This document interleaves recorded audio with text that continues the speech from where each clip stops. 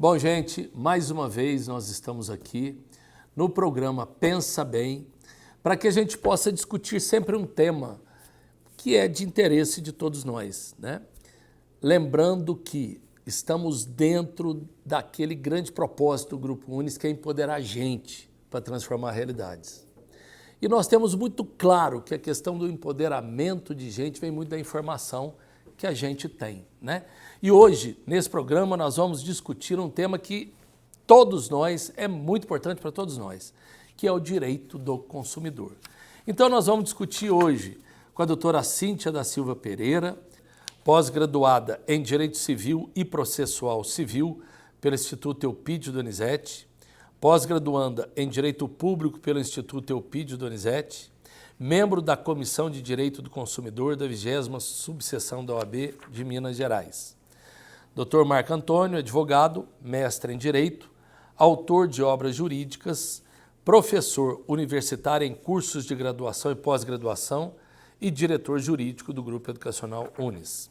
Dr. Gustavo Chalfun, advogado, professor universitário, mestre em Direito Constitucional, foi presidente da OAB Varginha de 2007 a 2012 e secretário-geral da OAB de Minas 2016 a 2018. Sejam muito bem-vindos. Hoje nós vamos discutir sobre esse tema, direito do consumidor. Afinal, por que nós temos o direito do consumidor? Não seria um direito de uma pessoa comum, mas do consumidor. Por que isso? Inicialmente, o que vigorava as relações era o Código Civil, né? E aí começou a se mostrar insuficiente porque a defesa do consumidor é muito particular, né? O consumidor ele é muito vulnerável frente ao fornecedor. Então, em março de 1991, começou a vigorar o Código de Defesa do Consumidor, que tenta igualar a situação, né? Para que o fornecedor tenha segurança ao contratar um serviço, adquirir um produto. Então, essa questão hoje, né? A gente sempre também escuta falar assim, mas eu reclamo e não acontece nada. É moroso? O que precisa fazer para que realmente tenha uma reclamação e que dê resultado? Professor, a defesa do consumidor, ela passa primeiro pela necessidade do Estado encarar uma disparidade, uma desigualdade real, no caso, nas relações de consumo, como o trabalhador, como o idoso, como o deficiente. Então, nós temos dentro do mundo jurídico uma isonomia, mas particularidades que exigem leis específicas, como é o Código de Defesa do Consumidor. E, de fato, enquanto as relações de consumo acontecem presencialmente e virtualmente, as comunicações, as publicidades, rádio, TV, jornais, internet, panfletos, um oceano inteiro de consumo, e o Estado, com o Ministério da Justiça, com os PROCONs, com o Ministério Público dos Estados, tem um oceano inteiro para fiscalizar. Então, a morosidade não é por falta de acesso à solução do problema, mas é um oceano de necessidade de fiscalizar. Do outro lado, o braço do Estado, dos órgãos de defesa do consumidor ainda menores. Então, nós deveríamos ter também uma coisa nisso, né? Ou seja, entrar na justiça e falar assim, como é que demora um processo meu. Mas é importante destacar, professor Stefano, Marco e Cíntia, prazer estar aqui com vocês, um advento histórico de tudo isso. Porque em 1988, e aí fica muito fácil para as pessoas compreenderem isso, a nossa Constituição ela é vigente desde 1988. Ela é a maior norma que nós temos no país, a maior lei em funcionamento em qualquer sociedade. A Constituição é editada em 1988, e lá em 88, considerando que o Código Civil era do início dos anos de 1900, há um reconhecimento dessa vulnerabilidade do consumidor, como bem citado pela Cíntia e reforçado pelo Marco. Mas, doutor, o consumidor, nós estamos entendendo aqui o consumidor como consumidor de produtos e de serviços ou Sim, só de produtos? A lei, inclusive, é muito clara nesse sentido, ela estende tanto a produtos quanto a serviços. Quando a Constituição, em 88, reconhece essa essencialidade do consumidor, ela manda o legislador instituir uma norma especial. Essa norma é o Código de Defesa do Consumidor.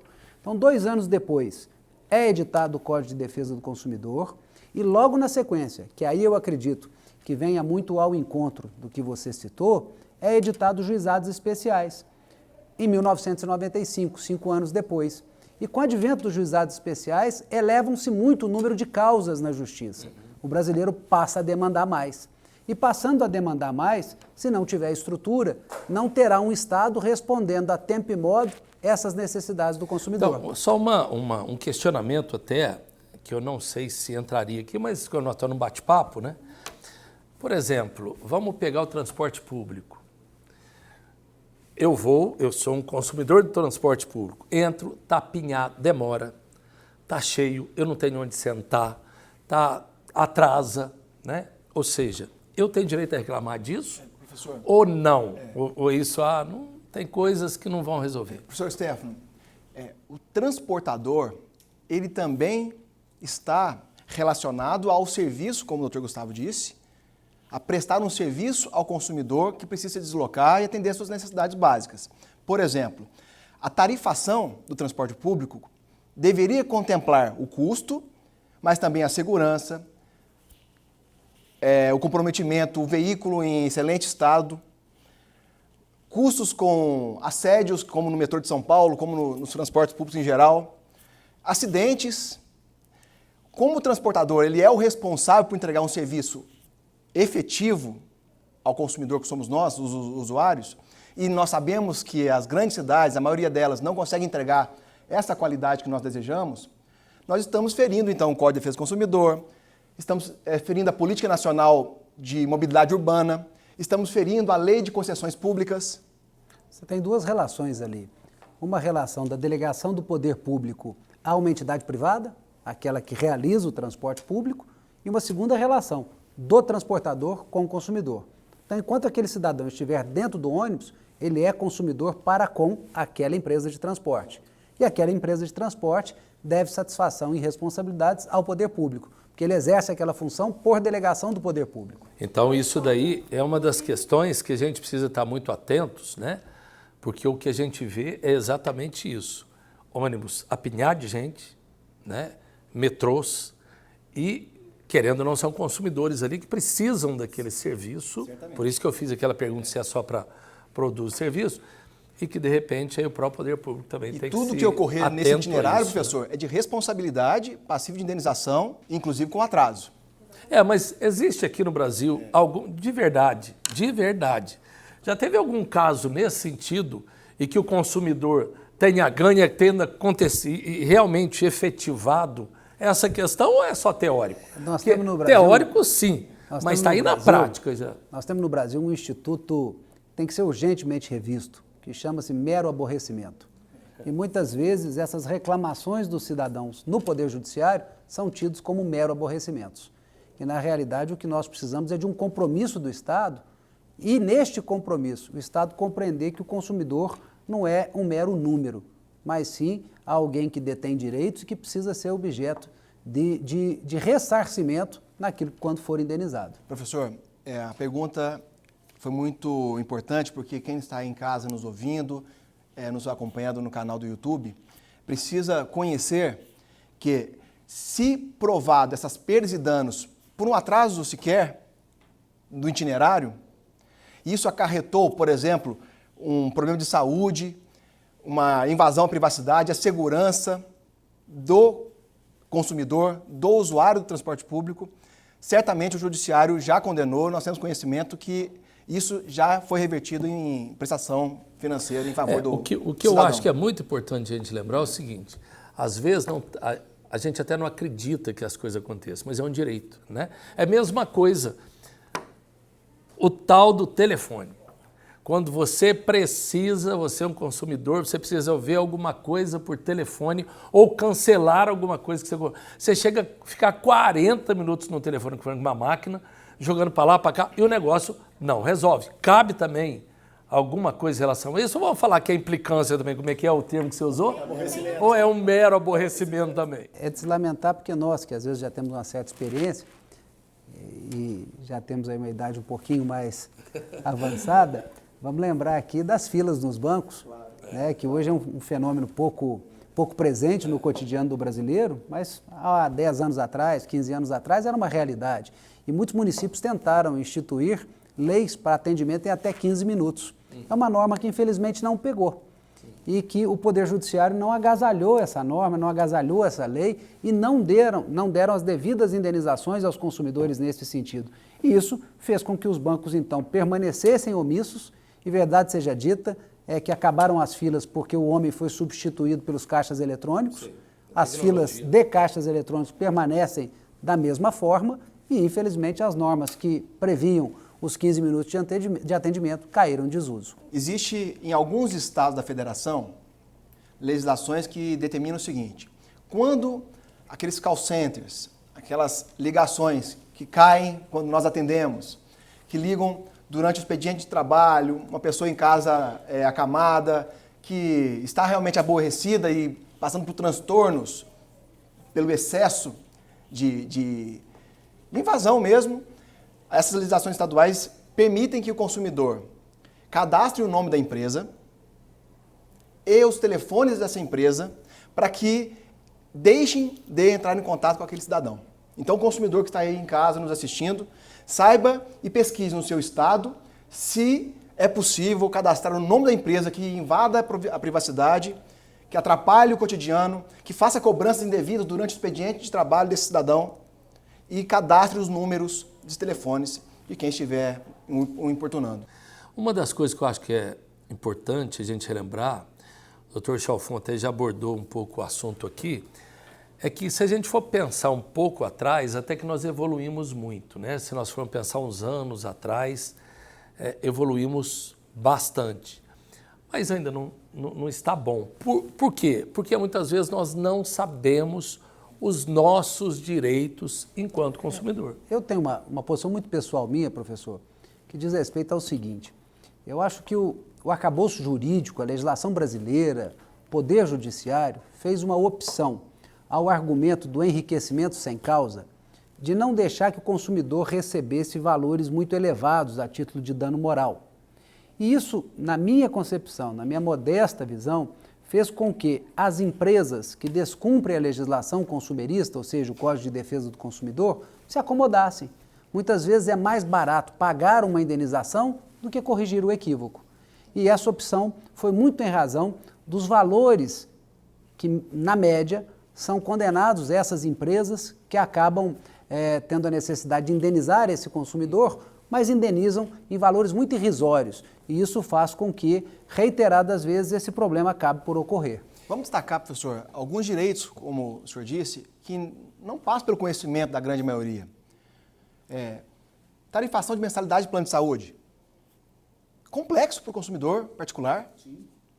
Ele tem que entrar no site da ANS, da agência reguladora, para saber qual percentual estabelecido para aquele ano. Imagine a população em geral para buscar essa informação. Não sei nem se é a população, nós mesmos, né? Claro. A gente mesmo não confere. Contratos de tarifas financeiras, bancário, vícios ou defeitos em produtos em geral. O consumidor às vezes não conhece também que tem uma conta bancária sem tarifas, né? Que são as operações básicas. Então, assim, tem alguns direitos que o consumidor desconhece e é importante ele saber para poder resguardá-los. Prazo de devolução de produtos, exatamente, de arrependimento. Direito de arrependimento, 7 dias nas compras 30 em geral. Compra fracionada, né? Que não precisa levar o fardo, pode levar o produto individual. Olha bem, hoje, vocês estão colocando isso, né? Eu acredito que existia, antes da pandemia, todos nós tínhamos hábitos diferentes que com a pandemia agora, inclusive o hábito de consumo também está bastante diferente. Vamos pensar um pouco na questão da compra por internet. Eu entrei no site de uma loja, não sei o quê, eu compro um produto. Esse produto chega para mim quebrado ou chega... De quem é a culpa? Ou seja, da loja, porque a loja vai falar que ele entregou certo, que o transportador quebrou, meu produto me entregou. Ou seja, vou reclamar para quem? Como é que vai saber realmente? Porque eu comprei pela foto, chegou para mim quebrado. Quem é responsabilizado por isso? E hoje tem um problema maior ainda, que são os marketplaces. Então, na realidade, também, as grandes lojas no país revendem produtos de outras pequenas lojas, dentro de uma rede de marketplace. Mas nisso o Código de Defesa do Consumidor já tem uma previsão, desde sua edição em 1990, para gerar uma cadeia de responsabilidade. São todos responsáveis, então, podendo o consumidor escolher contra quem ele queira demandar ou contra quem. Mas muitas vezes eu não sei nem quem me entregou. né? Porque chega um boy, te entrega, você pega. Aí tem que pegar, como é que a gente faz na prática? A responsabilidade, a isso? princípio, é do vendedor. Na prática, recebi em casa uma mercadoria, um produto, com algum vício ou defeito, eu tenho 7 dias contados da data do recebimento para poder arrepender, buscar meu dinheiro de volta corrigido, sem custos de envio, de remessa e devolução desse produto. Posso buscar o reparo, a manutenção ou a substituição. Só entrando aí. Então, porque várias lojas usam isso como diferencial. Você pode devolver. Então, não é diferencial. É um direito. É um direito que internet. todos A têm. venda fora a distância, sim. E até 7 Pessoal, dias. Quando comprar na loja, Agora, aí comprado não. na loja, A loja realmente pode é um optar. diferencial. Não pode optar por Compra respeitar fora do pessoal. estabelecimento, internet, que foi o exemplo que o senhor utilizou. Catálogo, né, 7 telefone. dias a partir do recebimento do produto, você que está em casa vai poder se arrepender ou buscar a substituição do bem. E tem alguma legislação já específica sobre essas compras pela internet ou ela segue normalmente? Ela segue, em primeiro momento, o Código de Defesa do Consumidor, mas como muito bem a doutora colocou, tem aí resoluções específicas sobre o tema, tem todo um sistema nacional das relações de consumo que vai aprimorar, né, seja uma venda pela internet, seja uma venda direta, e todos nós, atualmente, e isso ficou intensificado a partir da pandemia da Covid-19, passamos a ser consumidores pela internet. Isso é inegável. É o e-consumidor. É o e-consumidor, Agora tem uma coisa assim, né, gente? Por isso que eu falo, eu acredito que a internet é um mundo que está nascendo de uma forma, e com a pandemia acelerou, os nossos próprios hábitos, né? Mas aí começa também a ter a questão dos dados. Por quê? Porque, de repente, a gente compra pela internet por cartão. Né? É muito difícil alguém fazer depósito, etc. Acaba sendo muito por cartão. De repente, o meu cartão foi vazado. Roubaram meu cartão, né? Pegaram os dados. O que se faz? Lógico, além dos procedimentos de mandar cancelar, mas isso cabe indenização? Não cabe indenização? O Brasil sancionou finalmente a LGPD, que é a Lei Geral de Proteção de Dados, e que tem tudo a ver com o que o senhor está colocando. O Brasil resistiu muito, professor Stefano, o Marco e a Cíntia sabem disso, os que nos assistem. O Brasil resistiu muito a editar uma norma para ser a Lei Geral de Proteção de Dados. E era mais que evidente. Nós estamos suscetíveis ao domínio na relação de consumo com os nossos fornecedores, de terem desde dados básicos até dados mais complexos, como, por exemplo, os nossos cartões de crédito, inclusive com os códigos de segurança que estão no verso do cartão. Então, ou seja, era necessária uma regulamentação. Graças a Deus, essa regulamentação já foi alcançada num primeiro momento e precisamos agora a definição da autoridade regulamentadora para a fixação das multas e definitivamente a inserção da LGPD, que é a Lei Geral de Proteção de Dados, prazo inclusive na questão do consumidor. Tem um prazo? A lei já está em vigor, as empresas estão se adequando e isso não é diferente para as empresas que também lidam na relação consumidor-fornecedor. O que ainda resta pendente é a fixação dos valores das multas para cada tipo de infração. Bom, as grandes reclamações a gente acaba vendo que vem muito realmente das grandes lojas, dos grandes grupos, né? Porque também a quantidade de compras ou de relações com o consumidor é cada vez maior. O que a gente sente muitas vezes, gente que conversa muito, etc., é quase como uma descrença do consumidor que alguma coisa vai ocorrer, ou a demora, como eu perguntei aqui antes, né? Porque aquela história assim, tá, eu entro, quantas vezes, você pode conversar, você entra numa questão de telefone ou qualquer coisa, você cancela, continua vindo a conta, embora você tenha colocado, cai uma ligação no meio, não te retornam depois, você volta falando tudo outra vez com outra pessoa e de repente a conta ainda vem. Quando o consumidor não consegue resolver de forma administrativa, vem sendo reconhecido no judiciário a perda do tempo útil, né? Que o consumidor pode pleitear uma indenização por ter que acessar o judiciário, perder tempo com audiência, né? Então, assim, o consumidor que não sentir que resolveu o seu problema administrativamente, ele pode sim buscar o judiciário e pleitear uma indenização com a perda do tempo útil. Que ele poderia facilmente ter resolvido de forma administrativa, né? A empresa que se negou, ou muitas vezes não soube resolver, protelou, então o consumidor pode sim. Tem muito hoje, eu acho que as empresas muito acabam tendo mais medo da reclamação, que nem eu reclame aqui, que dá uma... Né? uma questão de amplitude social, até do que, porque o próprio Dr. Chalfun colocou que às vezes a multa também de uma coisa desse tamaninho. As indenizações são muito pequenas. Diante do trabalho também que a pessoa vai ter. Eu espero, agora a gente está discutindo, né? Discutimos até aqui a internet 5G, e uma das coisas que estava lendo esses dias é que esses aplicativos, nós não vamos mais ligar para lado nenhum. O aplicativo que a gente vai ter no celular, ela mesma, com assistente pessoal, vai ligar para outros aplicativos e vão resolver os aplicativos com aplicativos. Tomara que isso chegue logo, né? Porque eu acho que todos nós vamos... Sem a minha intervenção e nem da empresa, os nossos aplicativos... Os algoritmos vão dar conta disso. Vão dar conta. Assim espero, né? Uma das questões que a gente sempre coloca e para mim, é uma coisa que eu me questiono muito. Hoje a gente discutiu bancos. Eu não sei se é um direito do consumidor ou se não, isso é uma individualidade de cada um. Mas, por exemplo, juros abusivos. Né? Cabe alguma coisa em relação a isso? Não cabe. Ou eu comprei, eu assinei o contrato, etc., e tem juros abusivos. Nós temos hoje entendimentos dos mais diversos nos tribunais. O mais comum deles, infelizmente, é a regulação pelo mercado e a autonomia no pacto celebrado entre o consumidor e o fornecedor.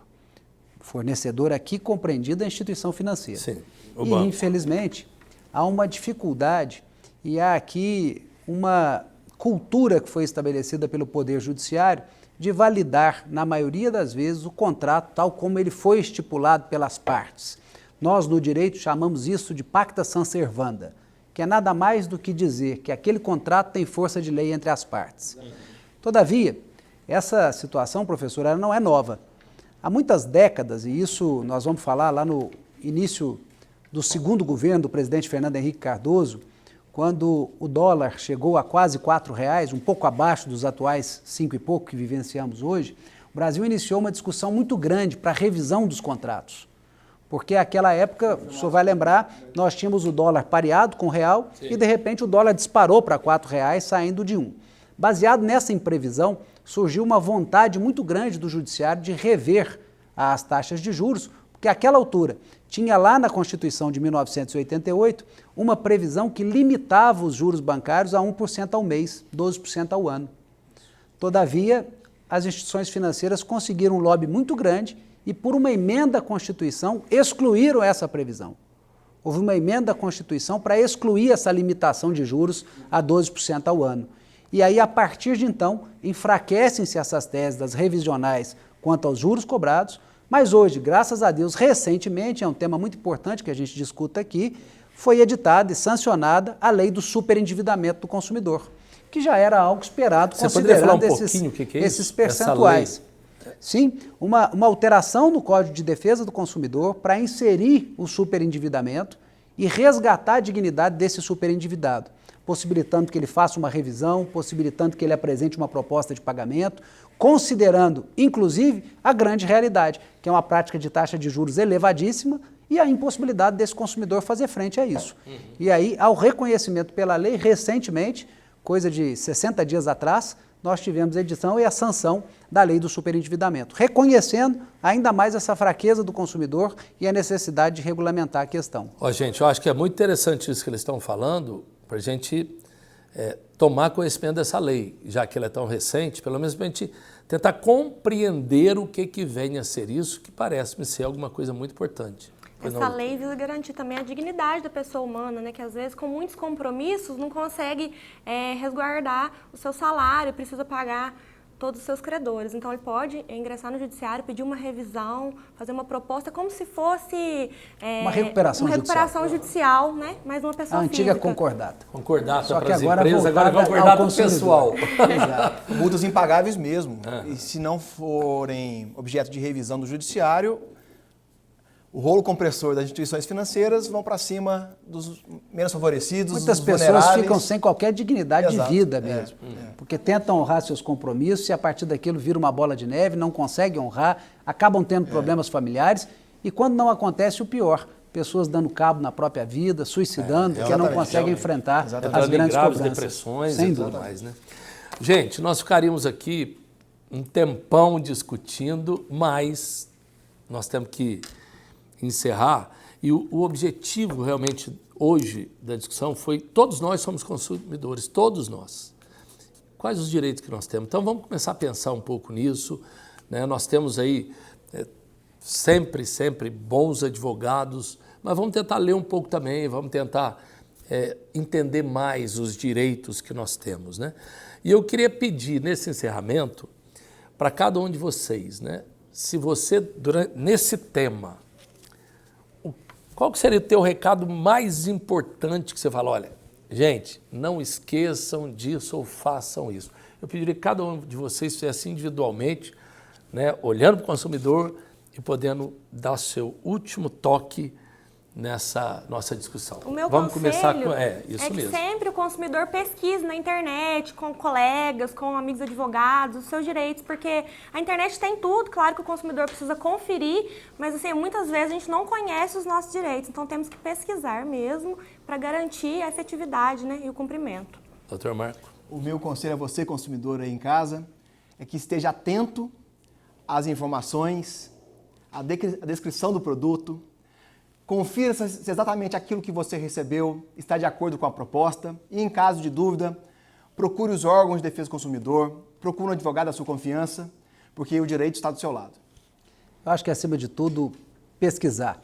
Pesquisar antes de celebrar um contrato, pesquisar as cláusulas, as condições, as taxas de juros efetivas, discutir. O consumidor tem em mãos um poder muito grande, que é o poder da discussão.